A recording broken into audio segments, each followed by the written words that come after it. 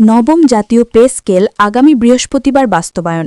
October মাসের ৫ তারিখ থেকে কার্যকর। প্রধান উপদেষ্টা পেনশনভোগীদের জন্য ১০০% হারে ভাতা বৃদ্ধি, ৫ বছর বাড়িয়ে ৬৫ বছর বয়সে অবসর গ্রহণ করবে সরকারি চাকরিজীবীরা।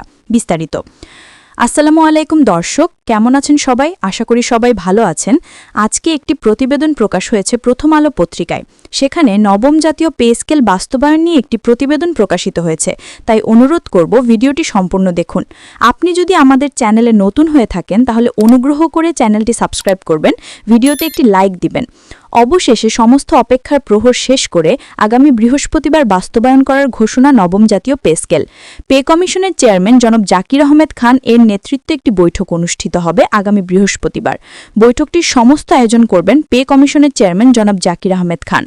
এই বৈঠকে আরও উপস্থিত থাকবেন অর্থ মন্ত্রণালয়ের উচ্চপদস্থ কর্মকর্তারা এবং পে কমিশনের গুরুত্বপূর্ণ ব্যক্তিবর্গ। তারা বৃহস্পতিবার বিকেলে বৈঠক করবেন এবং একটি বেতন কাঠামো তৈরি করবেন। সেই বেতন কাঠামো প্রধান উপদেষ্টা ডক্টর মোহাম্মদ ইউনূসের কাছে উপস্থাপন করা হবে এবং তার কাছ থেকে অনুমোদন নিতে হবে। প্রধান উপদেষ্টার কাছ থেকে অনুমোদন নেওয়ার পর তা আগামী মাসের অর্থাৎ অক্টোবর মাসের ৫ তারিখে কার্যকর করা হবে।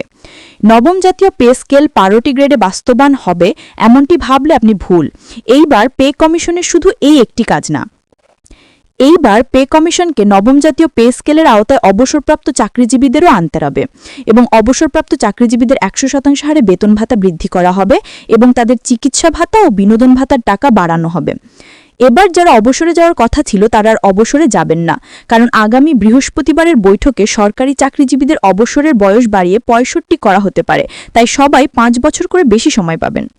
নবম জাতীয় পে স্কেলের যে বেতন কাঠামোর অনুমোদন হতে পারে সেটি হল: প্রথম গ্রেডে বেতন নির্ধারণ ৯৬,০০০ টাকা, দ্বিতীয় গ্রেডে ৮৫,০০০ টাকা বেতন নির্ধারণ, তৃতীয় গ্রেডে বেতন নির্ধারণ করা হয়েছে ৭৮,০০০ টাকা, চতুর্থ গ্রেডে ৭২,০০০ টাকা বেতন নির্ধারণ, পঞ্চম গ্রেডে বেতন নির্ধারণ করা হয়েছে ৬৫,০০০ টাকা, ষষ্ঠ গ্রেডে বেতন নির্ধারণ করা হয়েছে ৬০,০০০ টাকা, সপ্তম গ্রেডে বেতন ভাতা নির্ধারণ করা হয়েছে ৫৬,০০০ টাকা, অষ্টম গ্রেডে ৫২,০০০ টাকা বেতন নির্ধারণ, নবম গ্রেডে বেতন নির্ধারণ করা হয়েছে ৪৮,০০০ টাকা, দশম গ্রেডে বেতন নির্ধারণ হয়েছে ৪৪,০০০ টাকা, ১১তম গ্রেডে বেতন ভাতা ৪০,০০০ টাকা চূড়ান্ত করা হয়েছে, দ্বাদশতম গ্রেডে বেতন কাঠামো নির্ধারণ হয়েছে ৩৫,০০০ টাকা।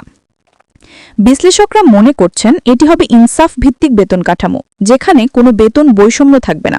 তাই বিশ্লেষকরা মনে করছেন এটি বাস্তবায়ন করা হবে আগামী রবিবার। আপনার যদি নবম জাতীয় পে স্কেল নিয়ে কোনো প্রশ্ন বা দাবি থাকে তাহলে আমাদের কমেন্টে জানান, আমরা তা প্রকাশ করব।